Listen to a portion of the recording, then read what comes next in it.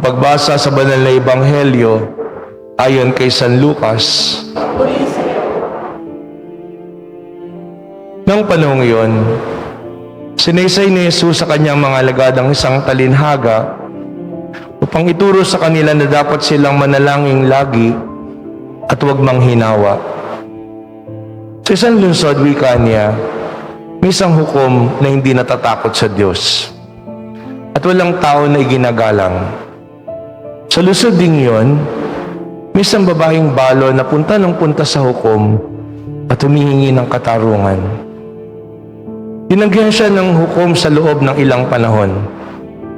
Ngunit nang malaunay, nasabi nito sa sarili, "Bagamat di ako natatakot sa Diyos, ni gumagalang kanino man, gagawad ko ng katarungang hinihingi ng babaeng ito, sapagkat lagi niya akong ginagambala.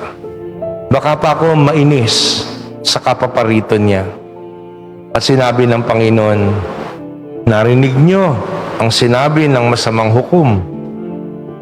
Hindi pinagkakait ng Diyos ang katarungan sa kanyang mga hinirang na dumaraing sa kanya araw-gabi, bagamat tila nagtatagal yun.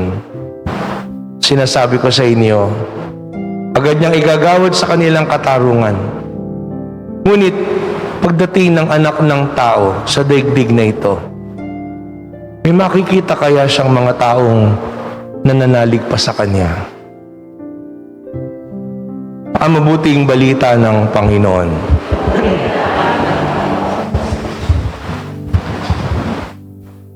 Magandang umaga po sa inyong lahat. Sa unang bahagi na ebanghelyo, sinasabi po doon na napakahalaga ng ating pagdadasal at napakahalaga ng ating hindi panghihinawa, persistence in prayer. Yung kagad yung nakikita natin.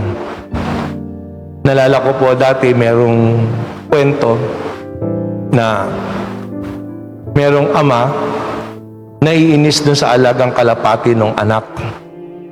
Kasi umagang-umaga pa lang, kumukutkot na yung kalapati sa bubong.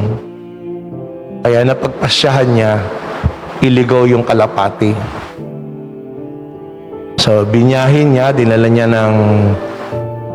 niya ng Pampanga, mula rito sa Bulacan. Tapos pinakawalan niya doon. Kinabukasan, nagising na naman siya. Talon ng talon yung kanyang anak. Dumami yung kumukutkot. Yung dalawang kalapati, nakabihag pa ng dalawa. Naging 4 yung kumukutkot, lumakas. Sabi niya, "Pambihira. Nilayo ko nga para mawala. Nadagdagan pa." So ginawa niya, hinuli niya uli. Pagkaraan niyang hulihin, sabi niya, "Ilalayo ko ng husto." At ginawa niya, para maikli na lang po yung kwento, binyahin niya ng Baguio. Tapos pagkaraan nun, pag-uwi, walang kumukutkot. Kinabukasan, sabi niya, effective. Ang problema, yung anak niya, parang nalungkot. Ayaw kumain. Ayaw lumabas ng kwarto. Kinabukasan, wala pa din kumukutkot.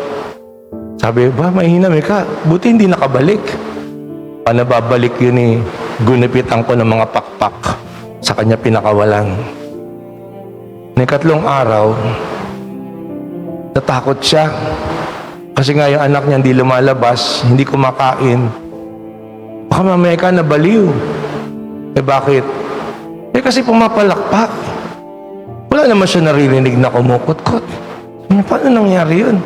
Hindi kayo nasiraan ng ulo ito, nagkatasayan. Pumukutkot, wala namang pumapalakpak, wala namang kumukutkot sa bubong.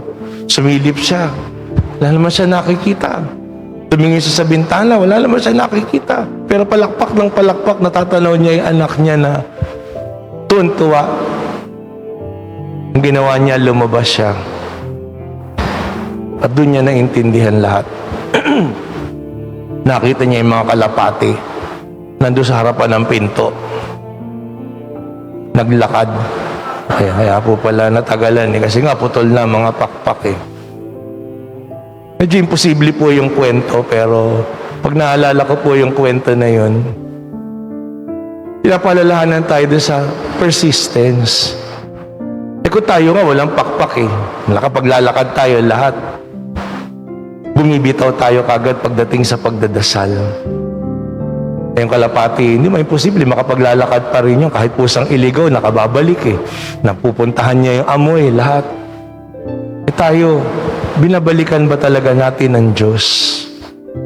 Pero alalahanin po natin na ang Ebanghelyo, hindi sinasabi yung persistence na makukuha mo sa pambabraso sa Diyos. Dito sabi yung hukom ay walang takot sa Diyos at walang paggalang kanino man. Pero binigay niya kasi nga yung babaeng humihingi ng katarungan talagang kinukulit siya araw-araw. Dito, sabihin natin, isa Diyos. Ganun din, kulitin ko din para ibigay sa akin kung ano yung gusto ko. Hindi po sinasabi dito na brasuhin natin ang Diyos. At sa pambabraso natin, sa pangungulit natin na pinipilit natin, ibibigay din sa atin. Alalahanin natin yung comparison ng hukom at ang Diyos. Yung hukom doon walang Diyos, hindi gumagalang sa tao, nagbigay. Pero ang ating Diyos, hindi Diyos na walang kinatatakutan o Diyos na walang pagmamahal sa tao. Alam natin na mahal niya tayo. Kung kaya nga, huwag nating pag-alinlanganan. Kaya nga doon sa dulo, yun ang tanong ng Panginoon Bibigay naman ng Diyos. Kaya lang, kailangan unawain natin na meron siyang kalooban. Kaya nga ang tanong sa huli ay, sa pagdating ng anak ng tao sa daigdig na ito, may makita pa kaya siyang nananalig sa Kanya? Ano po yung aral sa atin na Ebanghelyo? Una, lagi tayong magdasal. Dahil ang pagdadasal, yun ang pagbubukas natin ng kalooban natin sa Diyos. Sa pangungulit natin sa Panginoon, sa pagdaing natin sa Panginoon, hindi lang yun basta nangulit tayo o dumaing. Binubuksan talaga natin sa Panginoon yung ating sarili. May kababaang loob na inihaharap natin na ating sarili. Ito ako, Panginoon. Ito yung mga iniisip ko. Ito yung mga bagay na hinaharap ko. Ito sana yung gusto ko. Ito sana yung bala ko. Pero hinihiling ko sa iyo na tulungan mo ko.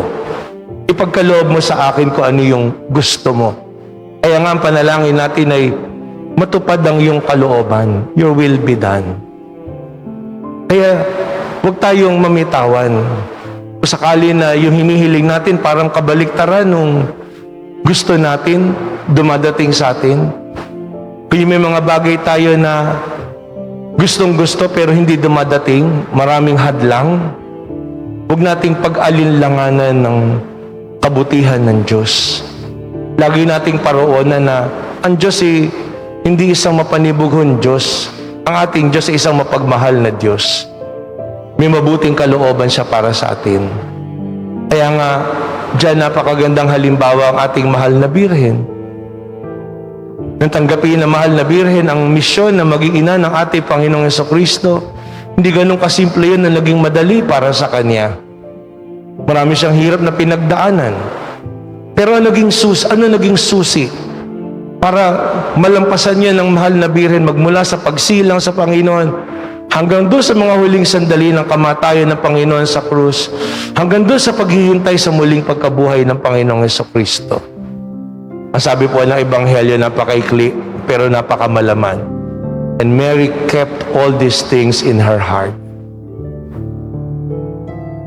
At sa puso natin, pag iniingatan natin, ano po yun? Yun yung ating pagdadasal. Kaya nga, diyan natin makita yung paalala ni San Padre Pio. Doon natin maiintindihang lubos bakit sinabi yun ni San Padre Pio. Ano sabi niya? Pray, hope, don't worry. Noon na, pag pinakikinggan ko po, para bang napaka-simple. Para bang asarap lang pakinggan. Pero pag tiningnan natin, yan ang sinasabi ng Ebanghelyo. Lagi tayong magdasal, huwag tayong mamitawan. Huwag tayong masiraan ng loob, huwag tayong mainip. Kasi ang Diyos, isang mabuting Diyos. Kung yung walang hiya, magbibigay. Ang Diyos pa. Yun nga lang, kailangan sanay tayong magtiwala. Sa pananalangin, kuminsan, may mga bagay gustong-gusto tayo. Pero akala natin, makuha natin sa pilit, kung hindi yun ang gusto ng Diyos. Kaya napakahalaga po ng panalangin. Kasi para maintindihan natin kung ano ang kalooban ng Panginoong Diyos. Kung babalikan natin ang ating buhay sa pananalangin, ang daming mga bagay ang hindi natin ginusto o pinlano. Pero lahat ng iyon, kahit kuminsan mahirap, kahit kuminsan mabigat, kahit kuminsan masakit, bahagi ng buhay natin kung kaya nandito tayo ngayon. At masasabi natin, may kalooban pala ang Diyos para doon. Para ako higit na maging matatag. Para ako manatili sa kabutihan. Para ako higit na maging mapagmahal katulad niya. Maging matyaga tayo sa pananalangin. Huwag tayong manghinawa. Huwag tayong panghinaan ng loob. Araw-araw, lagyan natin ng oras ang panalangin. Huwag tayong magdasal lang pag kami kailangan o may problema. Araw-araw, makipag-usap lagi tayo sa Diyos. Parang isang kaibigan o isang mahal sa buhay na kinukwentuhan natin araw-araw. After all, ang Diyos, ating Ama, isang magulang para sa atin.